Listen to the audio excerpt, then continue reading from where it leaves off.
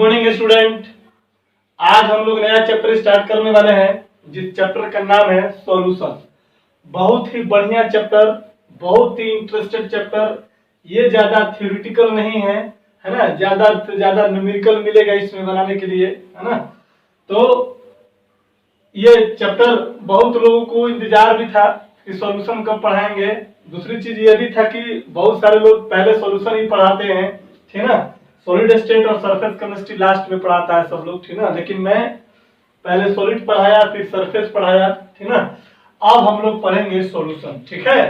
तो पिछले जो दो चैप्टर जो हमने पढ़ा उन सारे चैप्टर का एक बढ़िया नोट्स तैयार कर लीजिए, है ना। बढ़िया से उसको कंप्लीट कर लीजिए क्योंकि बहुत काम का चैप्टर है। हो सकता है कि कुछ सिलेबस को कम करने वाला है, मैं भी हो सकता है कि सॉलिड स्टेट आपके सिलेबस में इस बार बोर्ड के एग्जाम में गायब कर दे।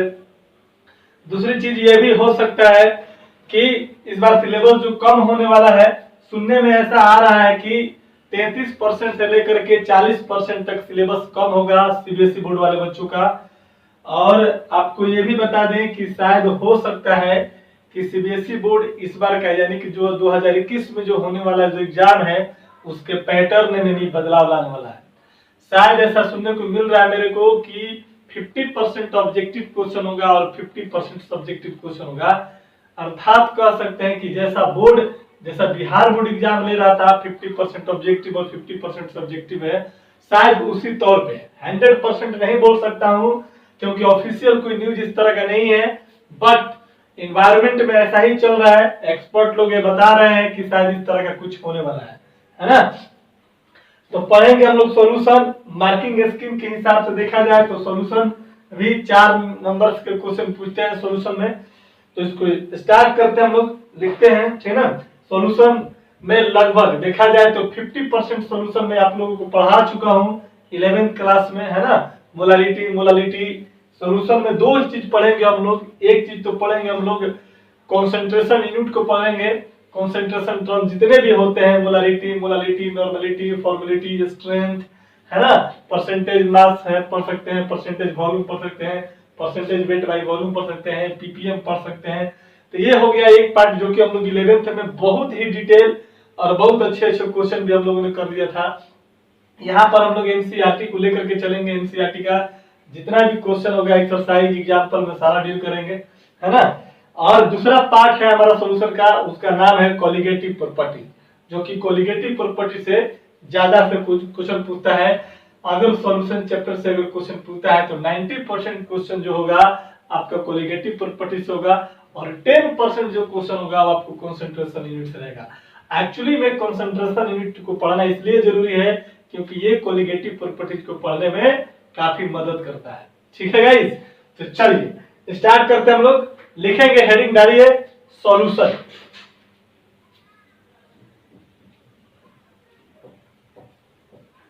सॉल्यूशन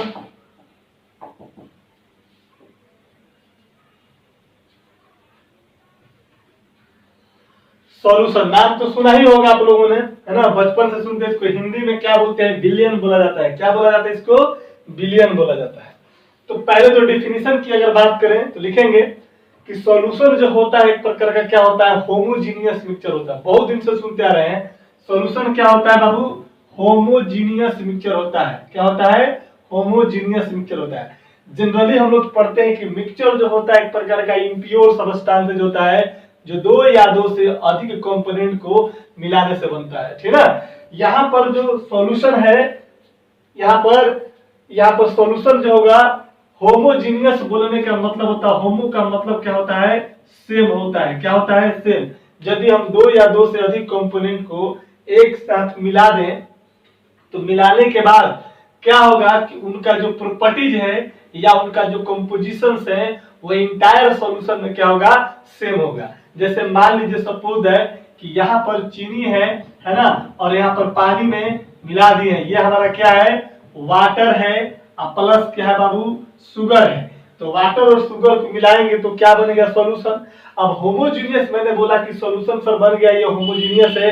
होमोजीनियस बोलने का मतलब है कि यहाँ से लेकर के ये जो मेरा सॉल्यूशन यहाँ तक पूरा जो तैयार हुआ है, इस सॉल्यूशन की कहीं पर भी चाहे आप यहाँ पर जा करके देखो, चाहे आप यहाँ पर जा करके देखो, चाहे बीच में जा करके देखो, चाहे साइड में जा करके, बॉटम में जा करके देखो, कहीं पर भी जाकर देखोगे तो यहाँ का इन सॉल्यूशन का जो प्रॉपर्टीज है वो क्या होगा, सेम होगा। मिक्स करने से पहले वाटर का प्रॉपर्टीज अलग हो सकता था, शुगर का प्रॉपर्टीज अलग हो सकता है। मिक्सिंग से पहले ये सॉलिड स्टेट में है, ये लिक्विड स्टेट में है। मिक्सिंग से पहले जब तक हमने सॉल्यूशन तैयार नहीं किया था, जब तक मिक्स नहीं किया था, इनके कॉम्पोजिशन अलग अलग थे, इनके प्रॉपर्टीज अलग अलग थे।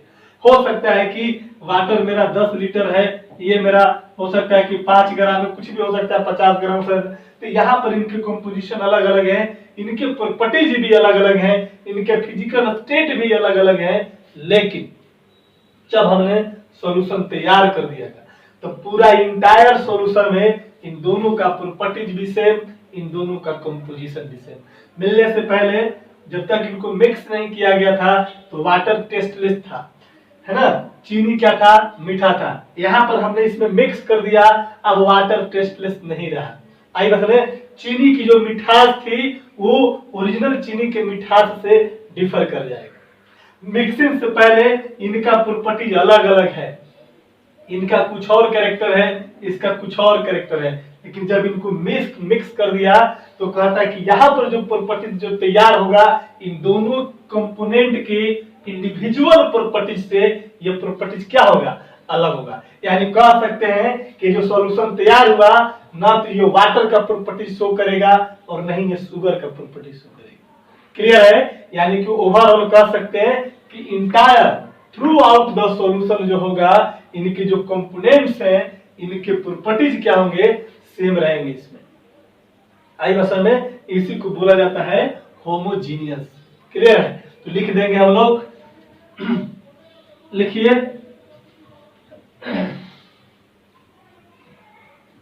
कहता है it is the homogeneous mixture of two or more than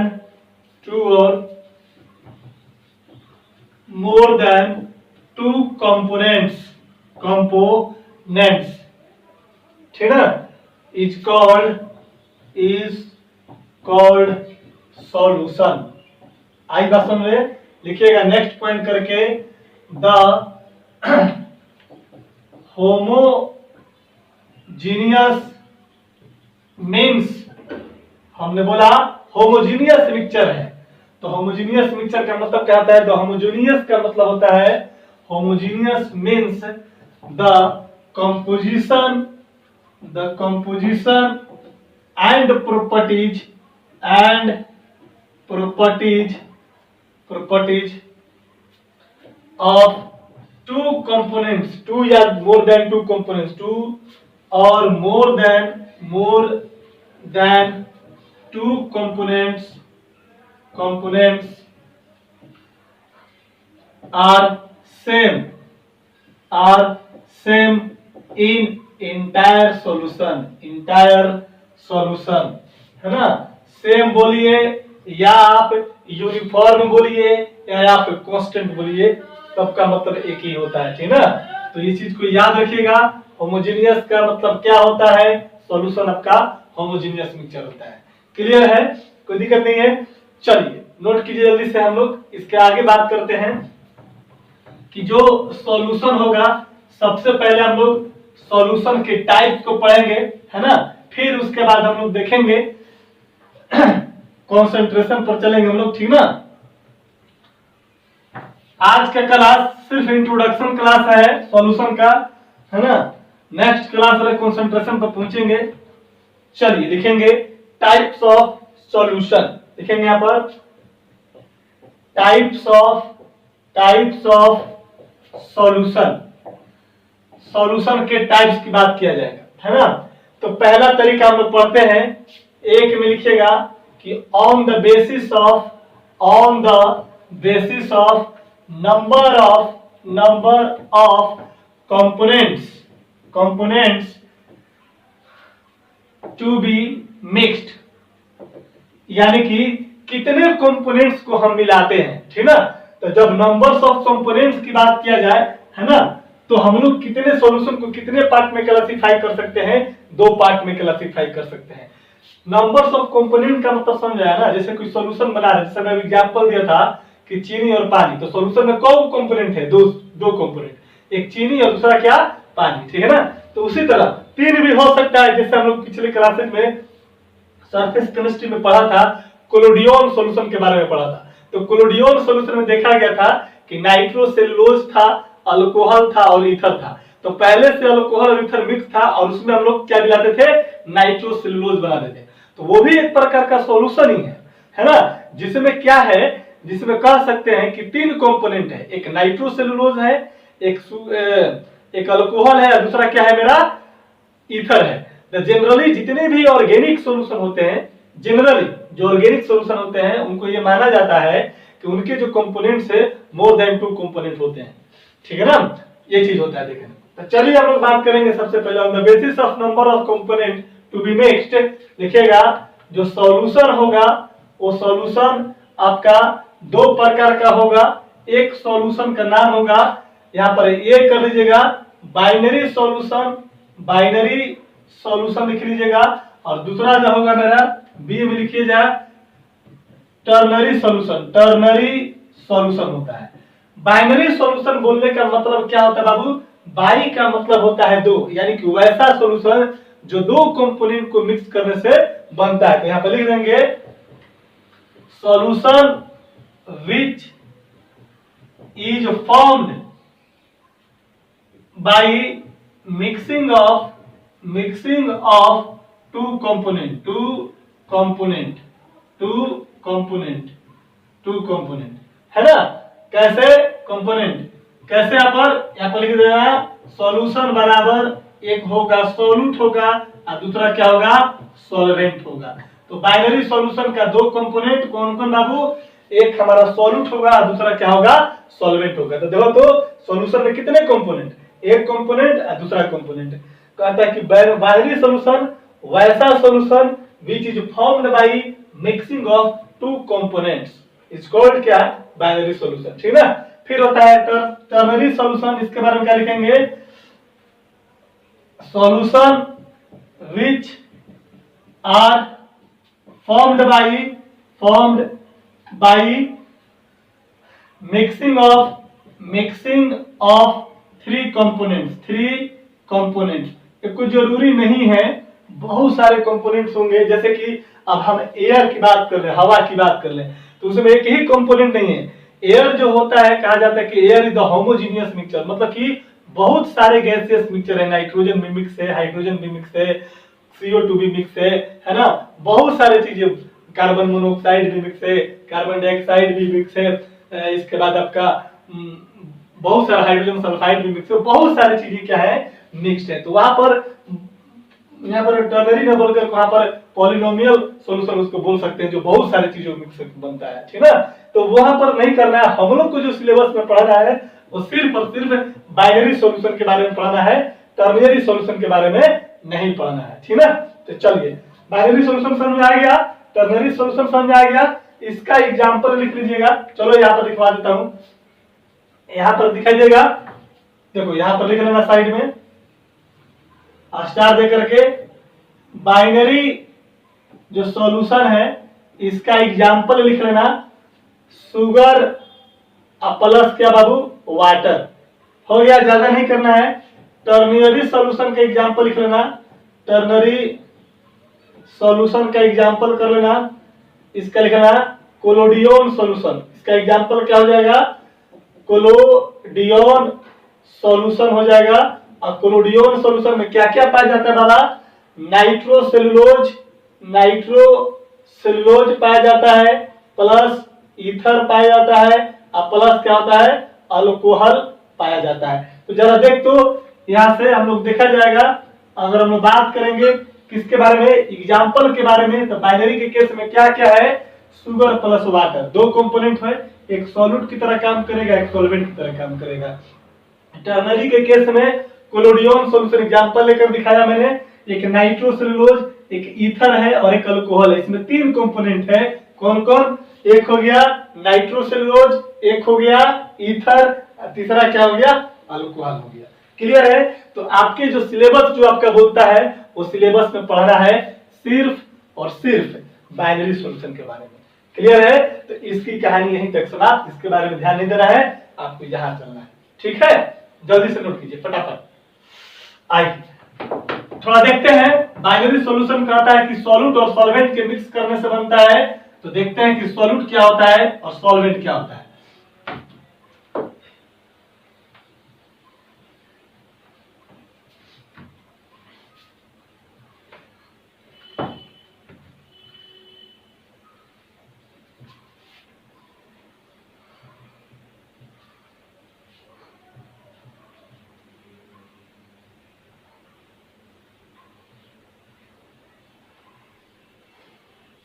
चलिए,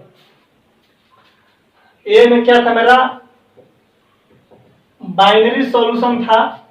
अब बाइनरी सॉल्यूशन का मतलब इट हैज टू कंपोनेंट और टू कंपोनेंट में कौन कौन होगा, एक होगा मेरा सॉल्यूट और दूसरा क्या होगा मेरा सॉल्वेंट होगा।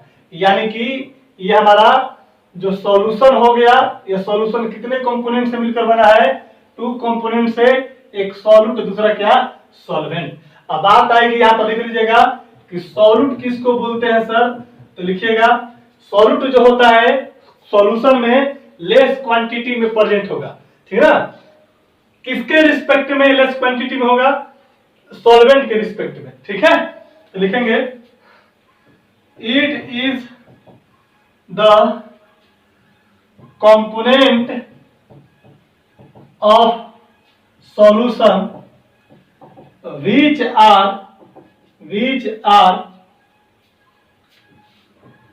present in lesser quantity with respect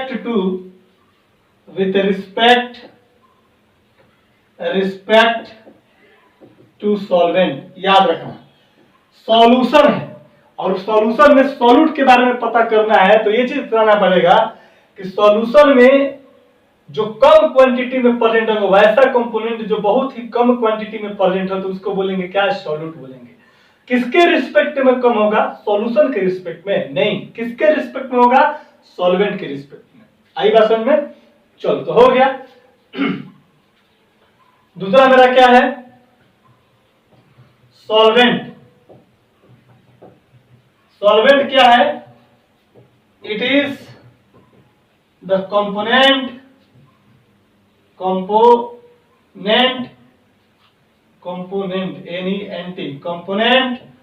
of solution which are present in larger quantity, larger मतलब ज्यादा मात्रा में, मोर अमाउंट में। ठीक है, larger quantity with respect to क्या बाबा, सॉल्यूट के रिस्पेक्ट में सॉल्वेंट क्या होगा, ज्यादा होगा। कहा जाता है कि जो सॉल्वेंट का जो फिजिकल स्टेट है वो डिटरमाइंड करता है सॉल्यूशन के फिजिकल स्टेट को। ठीक है ना, जैसे मान लो जल्दी नोट करो तो पहले हो गया। चलो देखो,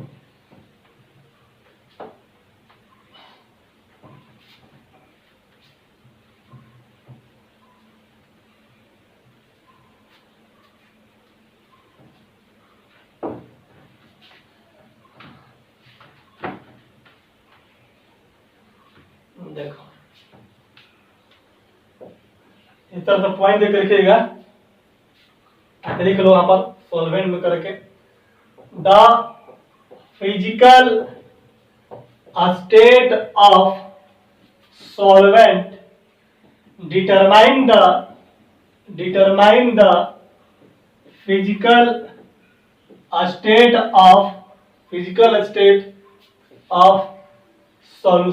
स्टेट ऑफ सॉल्यूशन। याद रखिएगा इस पॉइंट को भी। ठीक ना, यानी कि अगर सॉल्वेंट का फिजिकल स्टेट अगर आपको पता है तो कहता है कि सॉल्यूशन के फिजिकल स्टेट को डिटरमाइन कर सकते हैं। किस आधार पे भैया, हम लोग बोल सकते हैं कि सॉल्यूट के रिस्पेक्ट में सॉल्वेंट क्या है, ज्यादा है। जैसे मान लो कि यहाँ पर तेरे पास कोई कंटेनर है ना, और इसमें जैसे मान लो कि यहाँ पर हमने बोल दिया कि 1 लीटर क्या है, 1 लीटर, यहाँ पर ऐसे कर देते हैं 1 लीटर जो है नहीं, बल्कि यहाँ पर बोलते हैं जैसे कि 90 ग्राम जो है, 90 ग्राम जो है वाटर प्रेजेंट है। क्या है, 90 ग्राम वाटर प्रेजेंट है। और मैंने बोल दिया कि 10 ग्राम जो है इसमें क्या प्रेजेंट है, शुगर प्रेजेंट है। क्लियर है, कोई दिक्कत नहीं है। अब जरा सा देख तो हमारा वाटर है, तो वाटर का फिजिकल स्टेट कैसा, लिक्विड है। कैसा, ये लिक्विड है। और ये शुगर का फिजिकल स्टेट कैसा, ये आपका तेरा सॉलिड है ना। तो देख तो यहाँ पर इस शुगर, इसकी क्वांटिटी क्या है, कम है ना। ये 10 ग्राम है, ये 90 ग्राम है। तो वाटर हमारा सॉल्वेंट की तरह काम करेगा, कोई दिक्कत नहीं है। अभी पढ़ा मैंने कि किसी भी बाइनरी सॉल्यूशन में या किसी भी सॉल्यूशन की बात करो, सॉल्वेंट उसको बोलेंगे जिसका अमाउंट क्या हो, ज्यादा हो, ठीक ना। किसके रिस्पेक्ट में, सॉल्यूट के रिस्पेक्ट में। तो ये हमारा जो वाटर हो जाएगा, ये एक्ट एज क्या हो जाएगा, सॉल्वेंट हो जाएगा। और शुगर जो हो जाएगा कैसा हो जाएगा, एक्ट एज क्या हो जाएगा बाबा, सॉल्यूट हो जाएगा, बोल सकते हैं। अब जरा देख तो 90 ग्राम पानी में 10 ग्राम अगर तुम चीनी को घोलते हो, तो उसके बाद जो सॉल्यूशन तैयार होगा वो सॉल्यूशन कैसा होगा, लिक्विड बनेगा कि सॉलिड बनेगा। आप बोलोगे कि सर लिक्विड बनेगा, क्यों, क्योंकि सॉल्वेंट का फिजिकल स्टेट क्या है, लिक्विड है। तो सॉल्वेंट का फिजिकल स्टेट लिक्विड है और सॉल्वेंट की अमाउंट क्या है, सॉल्यूट के रिस्पेक्ट में ज्यादा है। तो जिसका कंपोनेंट, जिस कंपोनेंट का अमाउंट ज्यादा होगा, वो कंपोनेंट फिजिकल स्टेट क्या करेगा, डिटरमाइन करेगा, किसका, सॉल्यूशन का। तो वही बात यहाँ पर लिखा गया है कि the physical state of solvent determine the physical state of क्या, सॉल्यूशन। आई बात समझ में, यानी कह सकते हैं, दैट इज कह सकते हैं एक पॉइंट कि in any solution, solution always, याद रखिएगा क्या, ऑलवेज अमाउंट ऑफ सॉल्वेंट जो होगा ग्रेटर देन अमाउंट ऑफ क्या बाबू, सॉल्यूट। आई बात समझ में, इसको नोट कर लीजिएगा। आई बात समझ में। मैं अगर क्वेश्चन नहीं तरफ से पूछूं कि 10 gram glucose dissolve in 90 gram of water, कहता है which one is act as solute and solvent। बता सकते हो आप लोग, कहता है कि 10 ग्राम ग्लूकोज को डिजोल्व किया, डिजोल्व मतलब मिलाना, मिक्स करना 90 ग्राम ऑफ वाटर में, तो कहता है कि which one is act as solute and which one is act as क्या, सॉल्वेंट। तो याद रखो यहाँ पर 10 ग्राम है सॉल्यूट और 90 ग्राम वाटर, तो जिसका क्वांटिटी ज्यादा, तो अमाउंट ऑफ सॉल्वेंट ज्यादा होता है और अमाउंट ऑफ सॉल्वेंट कम। तो जिसका अमाउंट ज्यादा दैट इज कॉल्ड सॉल्वेंट है, जिसका अमाउंट कम उसको क्या बोलेंगे। तो आंसर में क्या हो जाएगा बाबू, बोल तो आंसर में तुम बोल सकते हो कि जब ग्लूकोज जो होगा वो 10 ग्राम है और ये हमारा काम करेगा सॉल्यूट की तरह, बोल सकते हो। और यहाँ पर लिख लेना एंड इसके बाद वाटर जो है कितना है, 90 ग्राम है, इसकी क्वांटिटी ज्यादा है, तो वाटर क्या करेगा, सॉल्वेंट की तरह काम करेगा, बोल सकते हैं ना, कोई दिक्कत नहीं है। तो सॉल्यूट और सॉल्वेंट समझ में आ गया, कोई दिक्कत नहीं है। चलिए आगे बढ़ते हैं, मिटाएं इसको।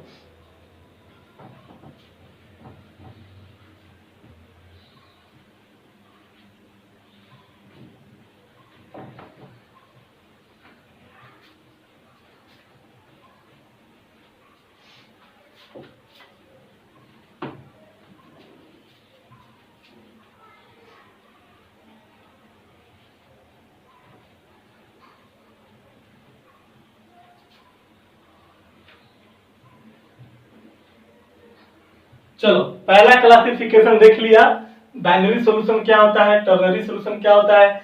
बाइनरी सॉल्यूशन में दो कंपोनेंट होता है, एक सॉल्यूट एक सॉल्वेंट होता है। सॉल्यूट की मात्रा कम होता है सॉल्वेंट के रिस्पेक्ट में और सॉल्वेंट की मात्रा ज्यादा होता है ना। तो ये हम लोग ने देख लिया। अब हम लोग बात करेंगे सेकेंड क्लासिफिकेशन पढ़ेंगे, देखेंगे दूसरा classification on the basis of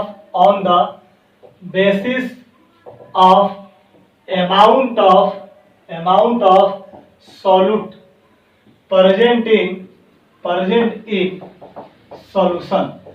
solution में सॉल्यूट की मात्रा कितनी प्रेजेंट है उसके आधार पे क्या कहता है, सॉल्यूशन को मतलब क्लासिफाई कीजिए। तो इसके आधार पे जो सॉल्यूशन होगा वो दो प्रकार का, एक सॉल्यूशन का नाम बोलेंगे डाइल्यूट सॉल्यूशन। क्या बोलेंगे बाबू? Dilute solution. और दूसरे को क्या बोलेंगे हम लोग? Concentrated solution. क्या बोलेंगे उसको हम लोग? Concentrated solution. इस कॉन्संट्रेटेड सॉल्यूशन को शॉर्ट में कॉन्क सॉल्यूशन भी बुलाता है। कॉन्क सॉल्यूशन, कॉन्संट्रेटेड को शॉर्ट में क्या लिखा? कॉन्क। इसको हम लोग DIL हो गया, डाइल्यूट सॉल्यूशन।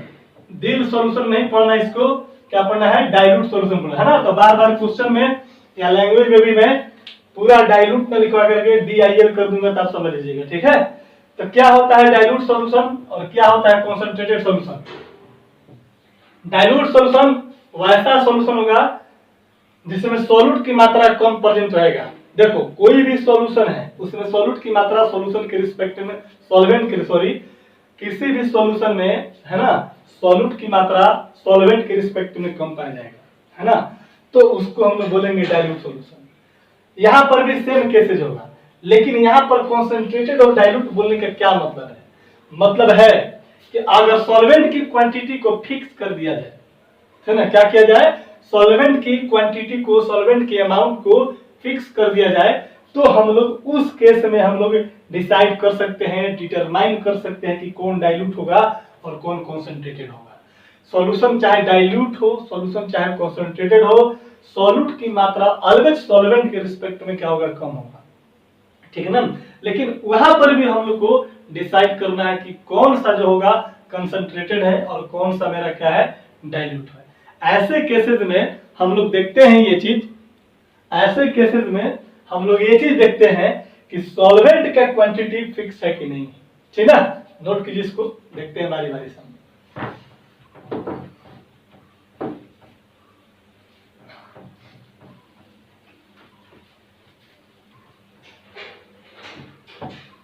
देखो ए में लिखना डाइल्यूट सॉल्यूशन, लिखना the solution in which amount of solute is present in very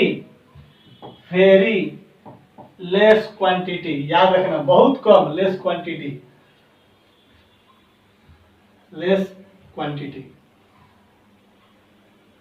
ठीक है।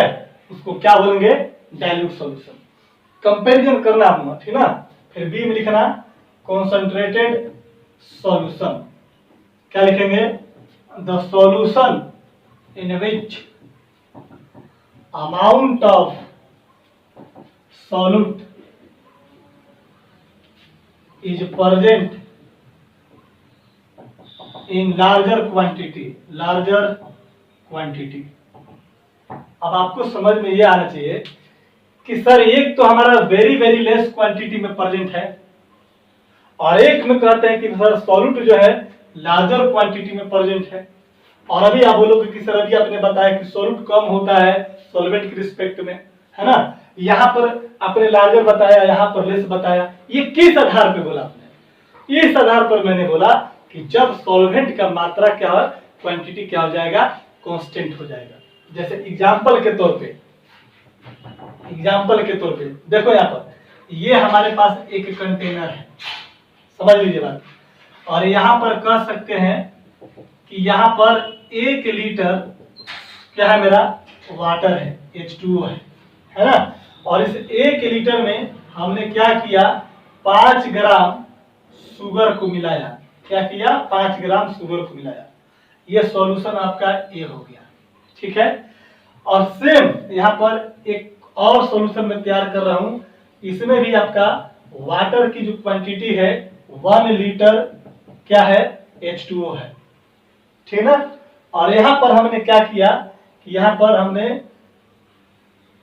100 ग्राम शुगर लिया। क्या लिया बाबा, 100 ग्राम शुगर लिया। देखो सॉल्वेंट 1 लीटर है, स्वाभाविक सी बात है कि 100 ग्राम शुगर से क्या है, ज्यादा है।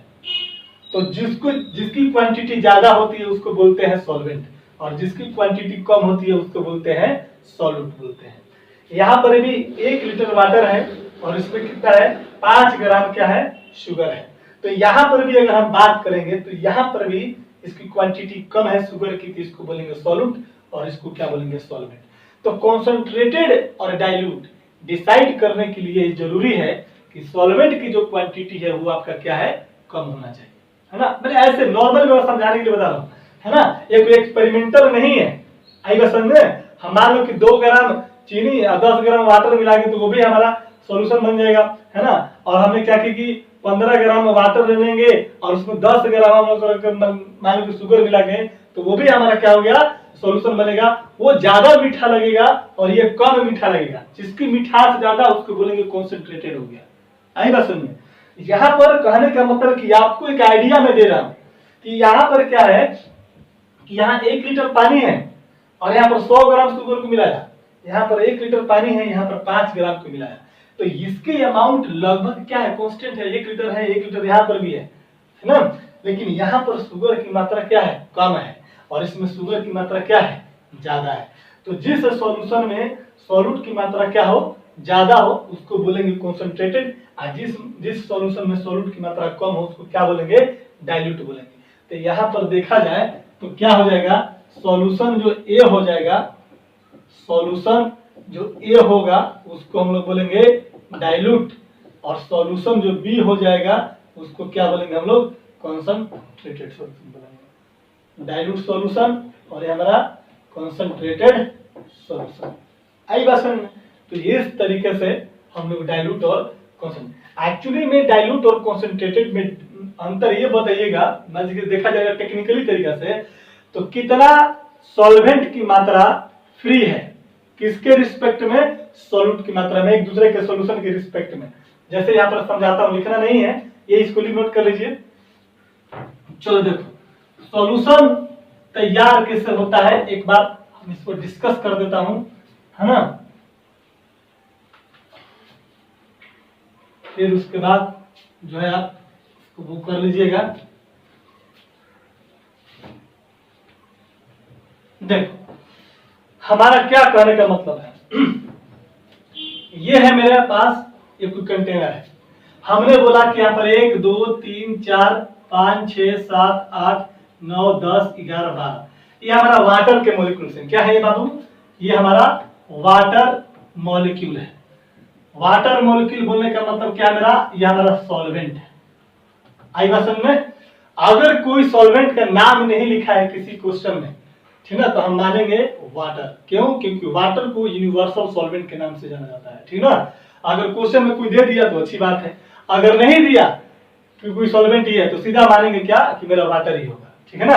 अब देखो यहाँ पर क्या किया मैंने, देखो यहाँ ब्लू कलर से बना रहा हूं मैं, यहाँ पर क्या किया मैंने, 1 2 3 4, है ना, ये 4 जो मॉलिक्यूल है इसको हमने बोल दिया ब्लू करके, ये हमारा क्या है, शुगर मॉलिक्यूल है।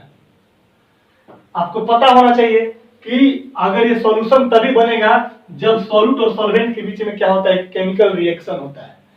सॉल्वेंट की कैपेसिटी है सॉल्यूट को आपस में क्या करना, डिसॉल्व करना। तो ये जान लो कि ये हमारा वाटर मॉलिक्यूल है हमारा, और ये मेरा सॉल्वेंट मॉलिक्यूल है, शुगर है, सॉरी शुगर है, तो क्या कहेंगे इसको, सॉल्यूट कहेंगे। क्यों, क्योंकि इसमें 4 ही वो प्रेजेंट है, और यहाँ पर वाटर कितना सॉल्वेंट है, कितना है, 12 मॉलिक्यूल। ये क्या करेगा कि एक मॉलिक्यूल वाटर, एक मॉलिक्यूल क्या करेगा, शुगर के साथ केमिकल बॉन्ड बना करके क्या करेगा, डिसॉल्व कर जाएगा। कोई दिक्कत नहीं है, ये मिल गया अपना। अब यहाँ पर सॉल्यूशन तो बन गया, लेकिन जो सॉल्यूशन बना उसमें वाटर मॉलिक्यूल कितना फ्री है, 1 2 3 4 5 6 7, कितना, 8। सेम चीजें हमने यहाँ पर भी समझाने की आपको मैं कोशिश कर रहा हूं ना, तो यहाँ पर भी मैं आपको समझाने की कोशिश करूं। ये मेरा कंटेनर है, 1 2 3 4, है ना, 5 6 7 8 9 10 11, कितना, 12। यहाँ पर भी क्या है, वाटर मॉलिक्यूल है, वाटर मॉलिक्यूल है, और यहाँ पर भी वाटर मॉलिक्यूल में टोटल नंबर ऑफ कितना वाटर मॉलिक्यूल है, 12 है। 1 2 3 4 5 6 7 8 9 10 11 और कितना 12 हो गया। और यहाँ पर भी हम लोग बात करेंगे कि यहाँ पर क्या करेंगे, सॉल्यूट मॉलिक्यूल जो शुगर है 1 2 3 4 5 6 7 8 ले लिया, है ना। यहाँ पर ये मेरा ब्लू कलर का क्या हो गया, शुगर मॉलिक्यूल है ना, शुगर मॉलिक्यूल। और ये मेरा कैसा काम करेगा, सॉल्यूट की तरह। ये मेरा कैसा काम करेगा, सॉल्वेंट की तरह। अभी भी यहाँ पर देखो, यहाँ पर भी क्या है, सॉल्वेंट की मात्रा ज्यादा है, सॉल्यूट की मात्रा कम है, तो सॉल्यूशन इसको बोलेंगे। मैंने बोला था कि सॉल्यूशन में सॉल्यूट की मात्रा कम होती है, सॉल्वेंट की मात्रा ज्यादा होता है ना। यहाँ पर भी 12 मॉलिक्यूल वाटर है, यहाँ पर भी 12 मॉलिक्यूल वाटर है। यहाँ पर 12 मॉलिक्यूल में से 4 गो मॉलिक्यूल क्या किया, शुगर का कंबाइन करके सॉल्यूशन का फॉर्मेशन कर दिया। यानी कि यहाँ पर वाटर मॉलिक्यूल कितना फ्री है, 1 2 3 कितने 4 5 6 7 कितने 8। लेकिन यहाँ पर देखो तो वाटर मॉलिक्यूल की संख्या उतना ही है, लेकिन कितना फ्री है, 1 है ना, 2 3 4 हो गया, 5 हो गया, 6 हो गया, 7 हो गया और 1 8 हो गया। यानी कि 8 शुगर मॉलिक्यूल 8 वाटर मॉलिक्यूल से क्या है, कंबाइन करके सॉल्यूशन करके आपस में डिसॉल्व कर गया। लेकिन कितना फ्री है, 1 मॉलिक्यूल वाटर फ्री है, दूसरा मॉलिक्यूल वाटर फ्री है, तीसरा मॉलिक्यूल ऑफ वाटर फ्री है, चौथा मॉलिक्यूल वाटर फ्री है। इस सॉल्यूशन में नंबर्स ऑफ वाटर मॉलिक्यूल की संख्या कितना फ्री है, 4 मॉलिक्यूल। जबकि इसके केस में नंबर्स ऑफ वाटर मॉलिक्यूल की संख्या कितना फ्री है, 8 मॉलिक्यूल है। तो बताओ इन दोनों सॉल्वेंट के रिस्पेक्ट में सॉल्यूट की मात्रा किसमें कम है, किसमें ज्यादा। तुम बोलोगे कि सर ये सॉल्यूशन का नाम अगर हमें ए दे दिया और इस सॉल्यूशन का नाम हमने बी दे दिया, तो आप कहोगे कि सर इसमें जो है सॉल्यूट की मात्रा कम है क्योंकि पानी ज्यादा मात्रा में फ्री है। और यहाँ पर क्या है कि सर यहाँ पर पानी कम मात्रा में फ्री है, यानी कि सॉल्यूट पार्टिकल ज्यादा है सॉल्वेंट के रिस्पेक्ट में। किसके, यहाँ पर सॉल्वेंट के रिस्पेक्ट बोलने का मतलब ये है मेरा कि ये जो सॉल्वेंट मॉलिक्यूल है 4 ही मॉलिक्यूल फ्री है, जबकि यहाँ पर कितना है, 8 मॉलिक्यूल इंगेज हो गया। यहाँ पर मात्र 4 मॉलिक्यूल इंगेज है, बाकी 8 मॉलिक्यूल क्या है, फ्री है। तो जिसमें कह सकते हैं कि वैसा सॉल्यूशन यहाँ पर दिखाया क्या है, यहाँ पर हमने यही चीज दिखाया है कि यहाँ पर नंबर्स ऑफ वाटर मॉलिक्यूल ज्यादा फ्री है इस सॉल्यूशन के रिस्पेक्ट में, इस सॉल्यूशन के रिस्पेक्ट में।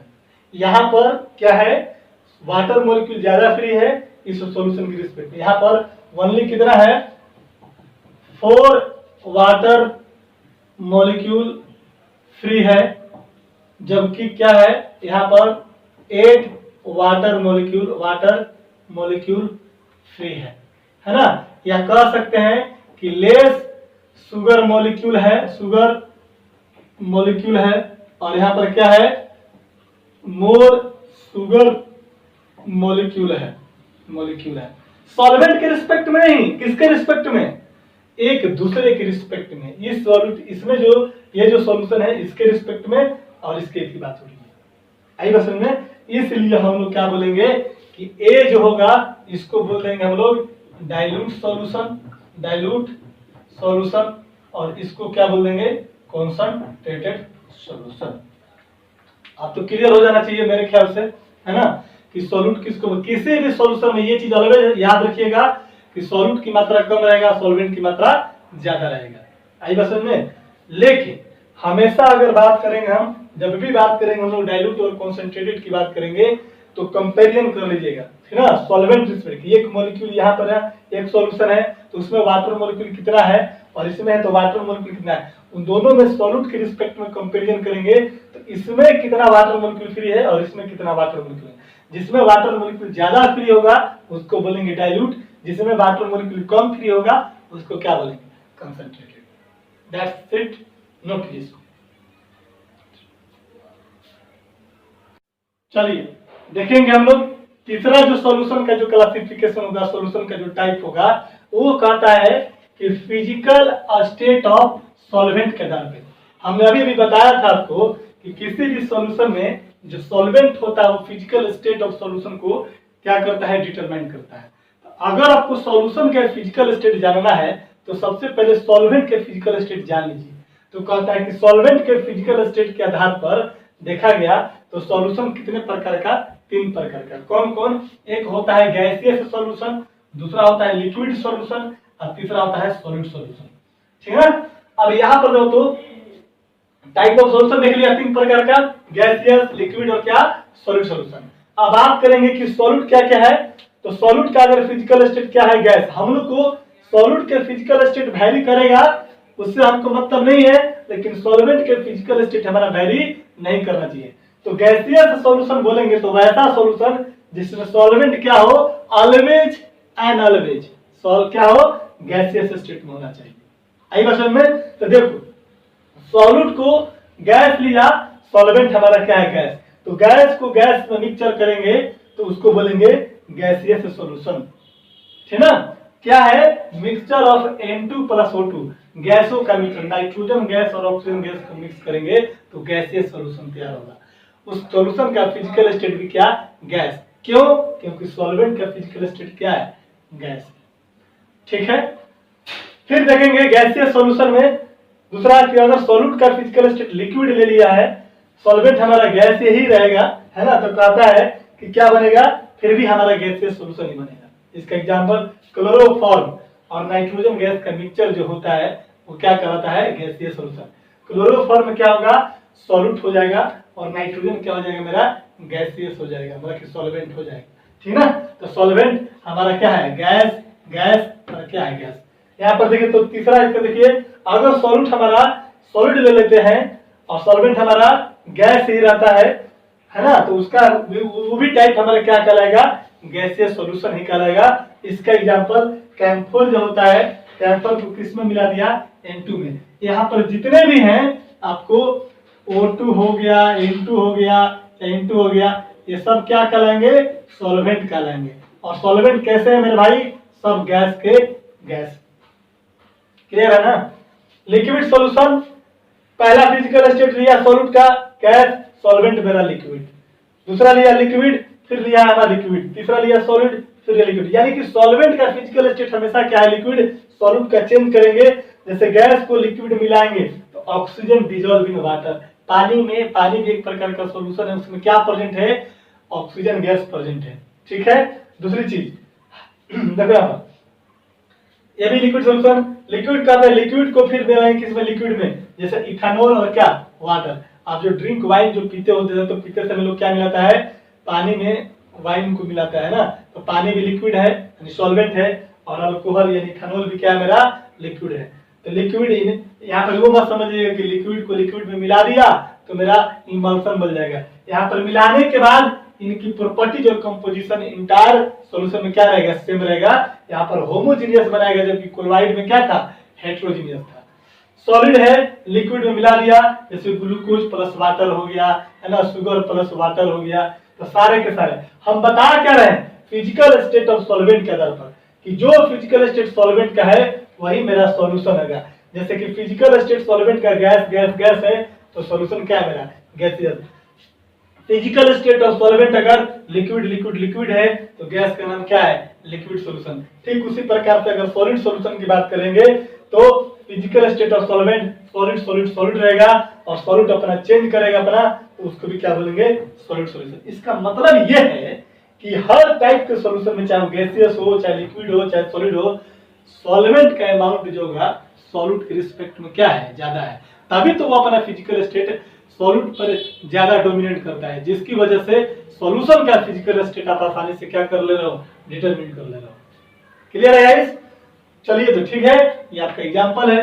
सॉलिड में गैस और सॉलिड के बीच में H2 plus palladium, PD4 palladium होता है।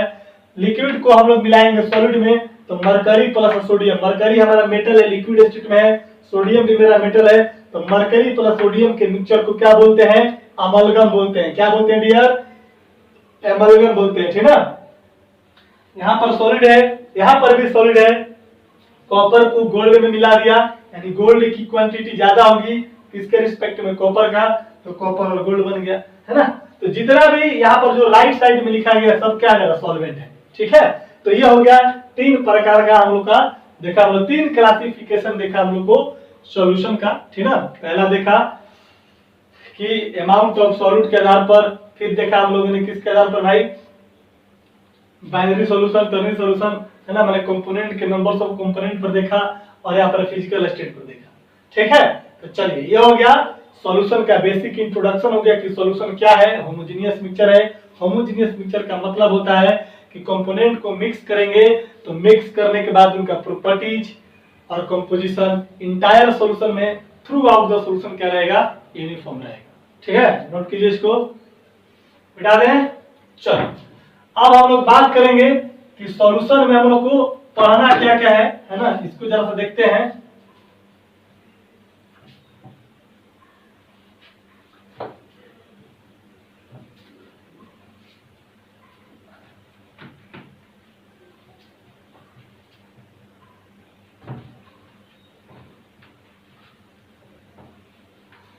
पूरा बढ़िया से कंप्लीट नोट्स जो है बनना चाहिए, ठीक है ना, क्योंकि जब भी आप आएंगे पटना क्लासरूम में तो आपका नोट्स वगैरह देखा जाएगा, है ना, या आप अपना जो भी नोट्स बनाए हैं उसका पीडीएफ बना करके हमको सेंड कर सकते हैं, ठीक है ना, ताकि हम देख लेंगे क्या सही में आप लोग बना रहे हो कि नहीं बना रहे हो। देखो तो हम लोग को लिखना है कि इन सॉल्यूशन चैप्टर जो है हम लोग को पढ़ना क्या है, सॉल्यूशन में हम लोग दो चीज को पढ़ना है। एक पढ़ना है हम लोग को कंसंट्रेशन यूनिट पढ़ना है, और दूसरा हम लोग को पढ़ना है कोलिगेटिव प्रॉपर्टीज पढ़ना है। क्या पढ़ना है, कोलिगेटिव प्रॉपर्टीज पढ़ना है। आई बात समझ में। कोलिगेटिव प्रॉपर्टीज में हम लोग पढ़ेंगे 4 प्रकार का कोलिगेटिव प्रॉपर्टीज होगा। कौन कौन सा, एक होता है लोअरिंग इन वेपर प्रेशर होगा, वेपर प्रेशर पढ़ेंगे, है ना। इसके बाद पढ़ेंगे हम लोग एलिवेशन इन बॉइलिंग पॉइंट पढ़ेंगे, बॉइलिंग पॉइंट पढ़ेंगे। इसके बाद पढ़ेंगे हम लोग डिप्रेशन इन फ्रीजिंग पॉइंट पढ़ेंगे, फ्रीजिंग पॉइंट पढ़ेंगे। और इसके बाद पढ़ेंगे हम लोग ऑस्मोटिक प्रेशर पढ़ेंगे। क्या पढ़ेंगे, ऑस्मोटिक प्रेशर पढ़ेंगे। ये 4 प्रकार के कोलिगेटिव प्रॉपर्टीज है, और इनके अलावा कुछ भी होगा वो कोलिगेटिव प्रॉपर्टीज नहीं होगा। जैसे vapour pressure, melting point, boiling point, freezing point, ठीक है ना। इसके बाद आपको पढ़ सकते आपको क्या बोलते हैं इसको, ऑप्टिकल रोटेशन, रिफ्रैक्टिव इंडेक्स, है ना, ये सब जितने भी हैं वो आपके कोलिगेटिव प्रॉपर्टीज नहीं है। तो कोलिगेटिव प्रॉपर्टीज बस 4 माइंड में रखिएगा। 4 के अलावा जो भी टर्म आएगा वो कोलिगेटिव प्रॉपर्टीज आपका नहीं होगा। कंसंट्रेशन यूनिट में हम लोग क्या करेंगे, क्या क्या पढ़ेंगे, तो कंसंट्रेशन यूनिट में मोलारिटी पढ़ेंगे। क्या क्या पढ़ना है, मोलारिटी है पढ़ना, है ना, मोलालिटी है पढ़ना, मोलालिटी है पढ़ना, नॉर्मलिटी है पढ़ना, नॉर्मलिटी है पढ़ना। इसके बाद आपको पढ़ना है फॉर्मेलिटी है पढ़ना, फॉर्मेलिटी है पढ़ना। इसके बाद स्ट्रेंथ पढ़ना है, स्ट्रेंथ इन ग्राम पर लीटर पढ़ना है। इसके बाद आपका मास फ्रैक्शन पढ़ना है, मास फ्रैक्शन पढ़ना है ना, वॉल्यूम फ्रैक्शन पढ़ना है, वॉल्यूम फ्रैक्शन पढ़ना है। और इसके बाद एक और है पीपीएम पढ़ना है, पीपीएम जिसको क्या बोलते थे हम लोग, पार्ट्स पर मिलियन पढ़ना है, ठीक है ना। तो इतना कंसंट्रेशन देखना है 1 2 3 4 5 6 7 और 8 प्रकार का, है ना। इसके बाद एक और है, क्या छूट गया, यहाँ पर लिख लेना, एक और पढ़ना है मोल फ्रैक्शन पढ़ना है, मोल फ्रैक्शन पढ़ना है। तो टोटल 9 हो गया हम लोग का कंसंट्रेशन यूनिट पढ़ना है और एक कोलिगेटिव प्रॉपर्टी पढ़ना है। तो 11th क्लास में गाइस हम लोग ये ऑलरेडी इतना चीज पढ़ चुके हैं, है ना। मैंने बोला भी था कि 11th क्लास 12th में ये चीज नहीं पढ़ाएंगे हम, ठीक है ना, क्योंकि 11th में ऑलरेडी हम पढ़ा चुका हूँ डिटेल में। लेकिन पढ़ाना पड़ेगा क्योंकि कुछ बच्चे नए भी हैं, है ना, कुछ स्टूडेंट नए भी हैं जो नहीं पढ़े हैं। 11th क्लास में जो लेट से एडमिशन लिए थे वो भी ये चीज नहीं पढ़े हैं, तो मैं इसको पढ़ाऊंगा, है ना। तो इसको नोट करो, ये आपका सिलेबस है इस चैप्टर का, है ना।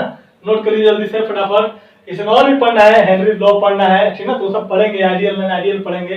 तो वो सब कोलिगेटिव प्रॉपर्टी में नहीं है, कोलिगेटिव प्रॉपर्टी ये है और इसके बाद हम लोग को कीजिए। तो सबसे पहले डील करेंगे ये, नोट कीजिए जल्दी से। चलो अब बात आती है कि कॉन्सेंट्रेशन यूनिट पढ़ने से पहले बहुत सारे लोगों को ये बताइए मेरे को कि मोल आप लोगों को निकालने आता है या नहीं आता है ना। तो मोल बहुत जरूरी है, क्योंकि जब तक मोल नहीं जानिएगा तो मोलारिटी मोलालिटी ये सब समझ में नहीं आएगा, मोल फ्रैक्शन आपको समझ में नहीं आएगा।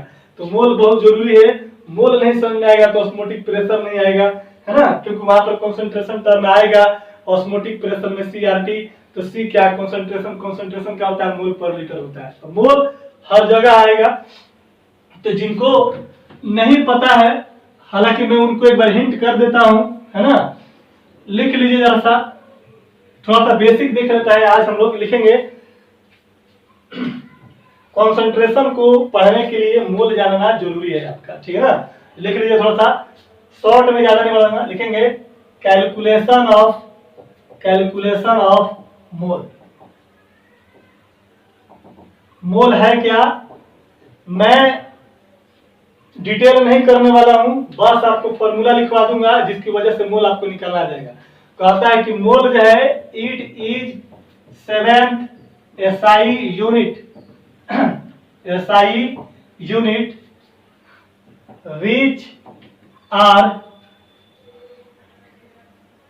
which are measure the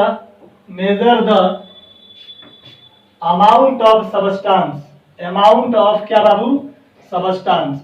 किसी भी सबस्टांस के अमाउंट को मेजर करने के लिए जो यूनिट इस्तेमाल करते हैं, जो एसआई यूनिट इस्तेमाल करते हैं, उसी को क्या बोलते हैं हम लोग, मोल बोलते हैं, है ना। तो लिखेंगे mole can be defined in 3 terms.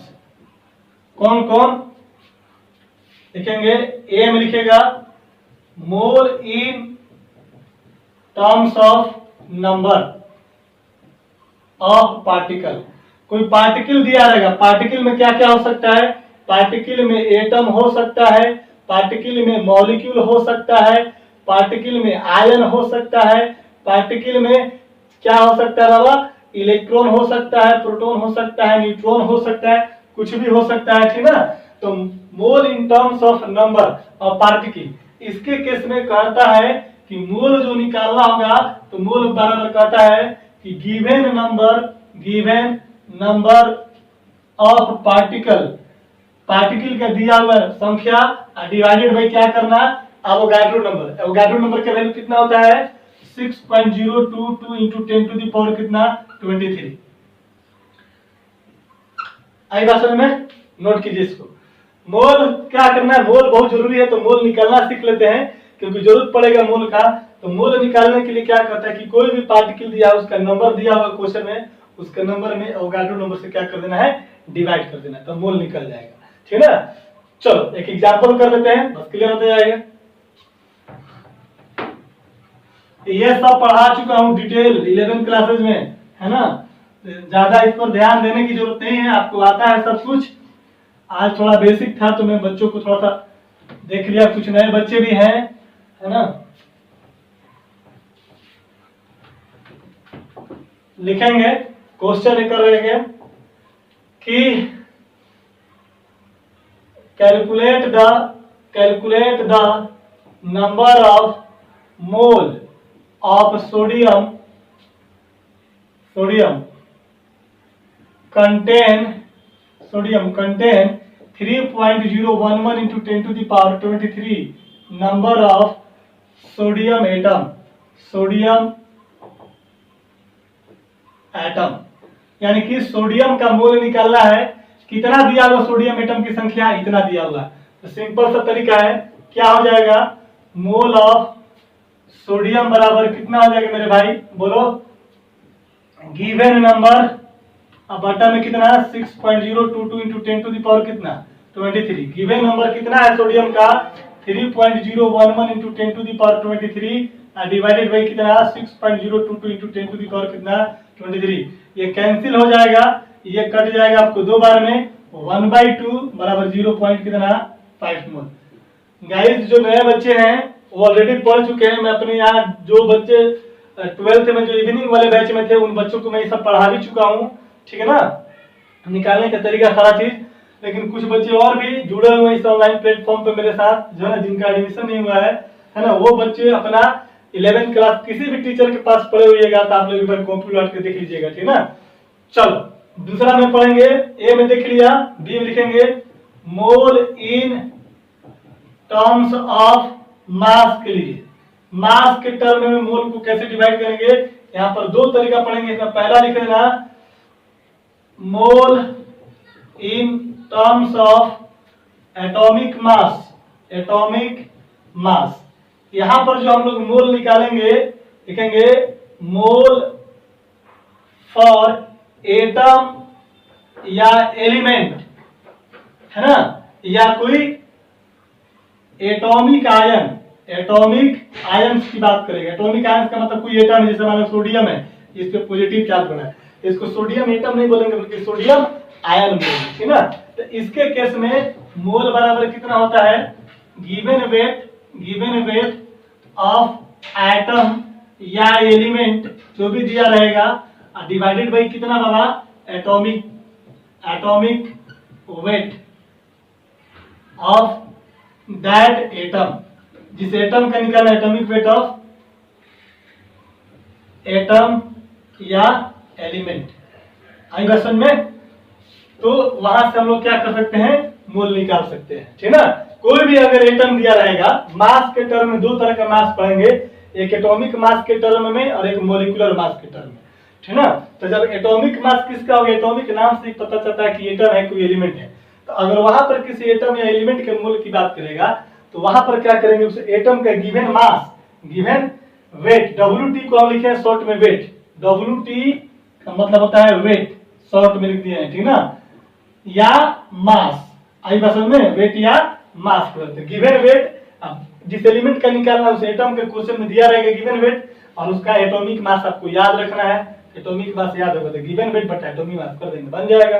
Question बना लेते हैं, इस पर मिटाएं, जल्दी नोट कीजिए। देखो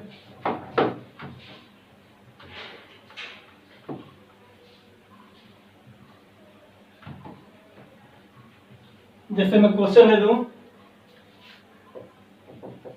कैलकुलेट द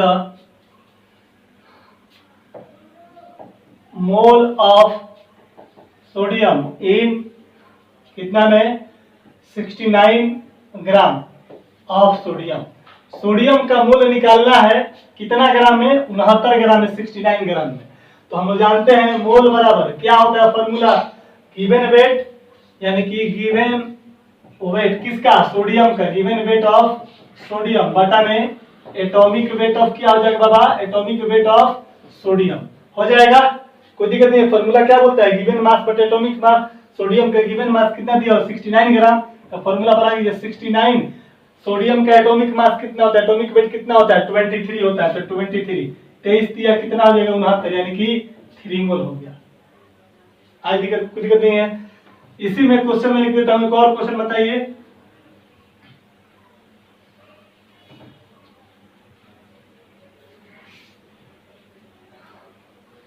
देखेंगे यहाँ पर क्वेश्चन का, how many gram of calcium having 2 mole of calcium. कहता है कि 2 मोल कैल्शियम में कैल्शियम का कितना ग्राम प्रेजेंट होगा। तो अभी अपने जानता है कि मोल बराबर होता है गिवन मास या गिवन वेट बटा कितना, एटॉमिक वेट। फॉर्मूला जानते हैं, फॉर्मूला याद रखिएगा, गिवन मास बटा एटॉमिक मास। जो भी लिखना है मास लिखो, वेट लिखो, कोई फर्क नहीं पड़ता है। तो गिवन मास कितना दिया हुआ है पूछ रहा है, तो मान लिया x ग्राम है, और एटॉमिक मास किसका, कैल्शियम का। कैल्शियम का एटॉमिक मास कितना होता है बताओ, 40 होता है। तो मोल की संख्या क्वेश्चन में दिया हुआ कितना, 2 मोल दिया होता है। यहाँ पर मोल की जगह लिख देंगे 2 बराबर x बटा कितना, 40। इसलिए x बराबर कितना, तिरछा पे गुना कर देंगे, 2 इंटू 40 बराबर कितना, 80 ग्राम। यानी कि कह सकते हैं कि 2 मोल कैल्शियम में कैल्शियम का कितना अमाउंट है, 80 ग्राम है, 80 ग्राम। ठीक है, चलिए तो मास के टर्म में पहला देख लिया हम लोग, एटॉमिक मास के टर्म में। दूसरा देखेंगे मोलिकुलर मास के टर्म में देखेंगे।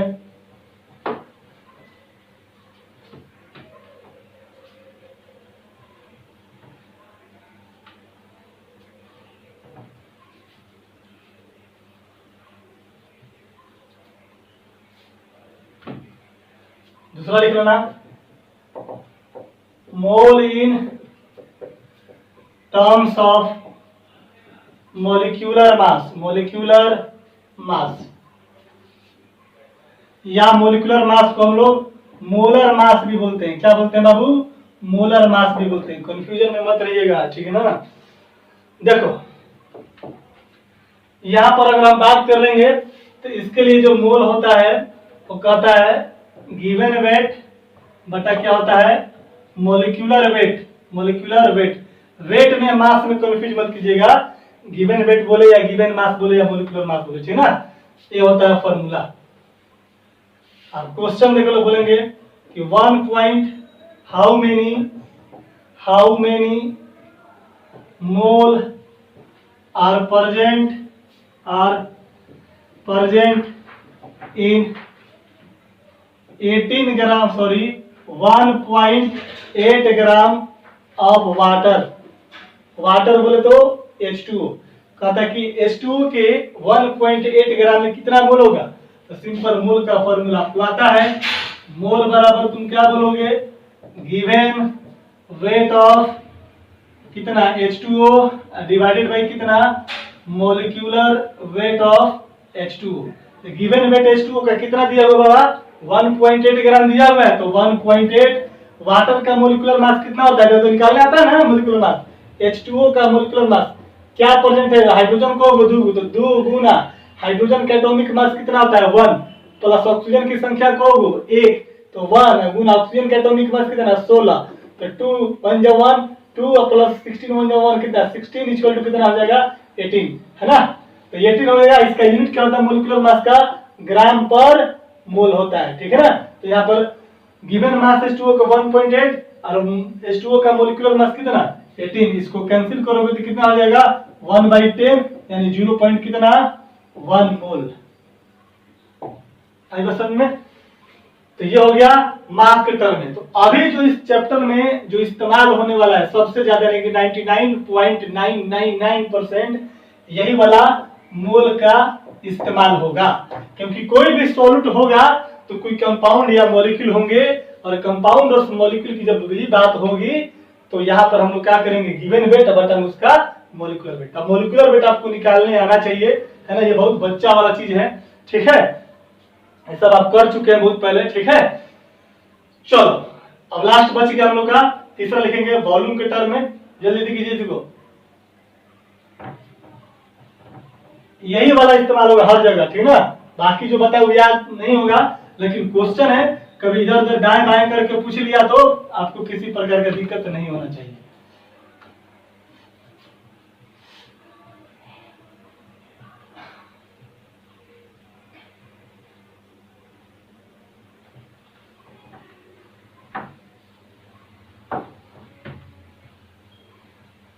लिखेंगे हम लोग, सी में लिखिएगा mole in terms of volume, volume के टर्म में मोल निकालेंगे, ठीक ना। तो क्या कहता है, इसके लिए कहता है कि मोल बराबर होता है गिवन वॉल्यूम बटा में क्या होता है मोलर वॉल्यूम। मोलर वॉल्यूम क्या होता है, गिवन वॉल्यूम को गिवन वॉल्यूम लिख दो, अब मोलर जो वॉल्यूम होता है वो क्या होता है 22 पॉइंट कितना 4 लीटर होता है ना। याद रखना ये जो हम लोगों ने ये जो मोल वॉल्यूम के टर्म में निकाले हैं, दिस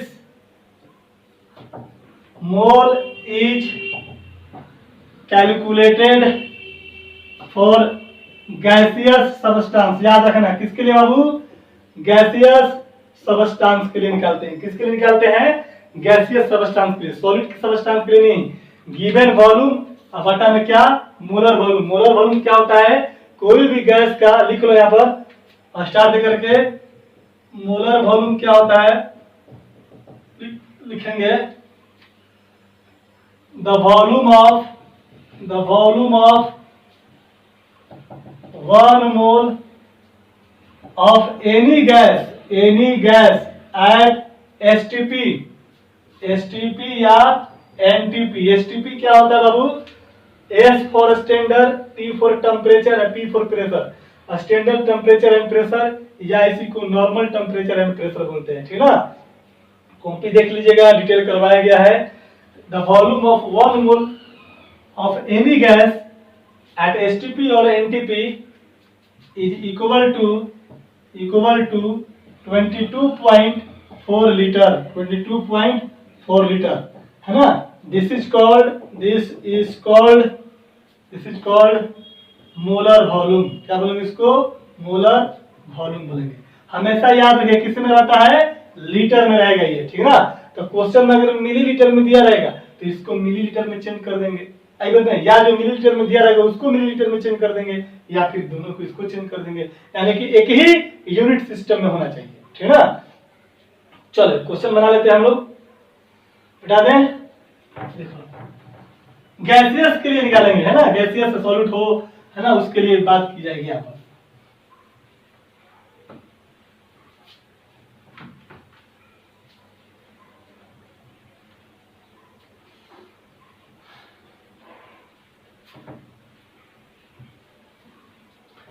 लिखेंगे हम लोग question, calculate the mole of 11.2 litre of hydrogen gas H2 gas. Hydrogen gas का गिवन वॉल्यूम कितना है? 11.2 लीटर। इसलिए मोल बराबर कितना? मोल ऑफ हाइड्रोजन गैस कितना हो जाएगा? मोल बराबर गिवन वॉल्यूम बटा में कितना? 22.4। गिवन वॉल्यूम कितना है? 11.2, नीचे में कितना है? 22.4। ये कैंसिल हो जाएगा कितना बार में? 2 बार में। 1/2 बराबर 0 पॉइंट कितना? 5 मोल।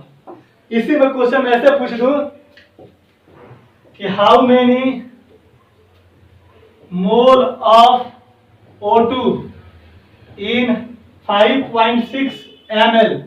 कितना बाबा? 5.6 ml of O2 gas। How many mole of O2 in 5.6 ml? 6 ml निकल जाएगा। तो यहाँ पर देख, तो यहाँ पर क्या देता है? O2 का गिवन वॉल्यूम किसमें है? मिलीलीटर में है। कितना है बाबू? मिलीलीटर में। तो यहाँ पर मोल बराबर कितना हो जाएगा? मोल बराबर गिवन वॉल्यूम बटा 22.4 लीटर हो जाएगा। गिवन वॉल्यूम कितना है? 5.6 बटा में 22.4। देखो तो ये ऊपर में मिलीलीटर है और ये नीचे में लीटर है, तो या इसको तुम लीटर में चेंज कर लो या फिर इसको तुम मिलीलीटर में चेंज कर लो, है ना। तो 5.6 बटा में इसको अगर तुम चेंज करोगे मिलीलीटर में तो ये हो जाएगा 22,400 मिलीलीटर। याद रख लीजिएगा यहाँ पर साइड में 1 लीटर बराबर होता है 1000 मिलीलीटर। तो 22.4 लीटर बराबर कितना होगा? 22.4 में 1000 से गुना कर दीजिएगा। अब इसको तुम काट दो, जो भी हो जाएगा तेरा मोल निकल जाएगा। आई बात समझ में? तो ये थी मोल की जानकारी। इतना में से आप याद रखिएगा गिवन वेट बटा मोलिकुलर वेट वाला, ठीक है ना, वो हमेशा आपको आएगा। ठीक है, 3-4 जो क्वेश्चन करवाए हैं उसको प्रैक्टिस कर लीजिएगा। तो आज हम लोगों ने देख लिया सॉल्यूशन क्या है, introduction solution, type of solution देख लिया। इसके बाद मोल कैसे निकालेंगे ये भी देख लिया हम लोगों ने। कल हम लोग पढ़ेंगे, यानी कि आपको जो नेक्स्ट जो लेक्चर मिलेगा आज के बाद, जो सेकंड लेक्चर मिलेगा सॉल्यूशन का, उसमें डिटेल करेंगे हम लोग कंसंट्रेशन यूनिट। जो विद्यार्थी मेरे यहाँ ऑलरेडी पढ़ चुके हैं उस चीज को, उन लोगों से आग्रह है कि एक बार कॉपी को उलट करके फिर से देख लेगा। ठीक है, ठीक है गाइस, मिलते हैं नेक्स्ट क्लास में। तब तक के लिए गुड नाइट।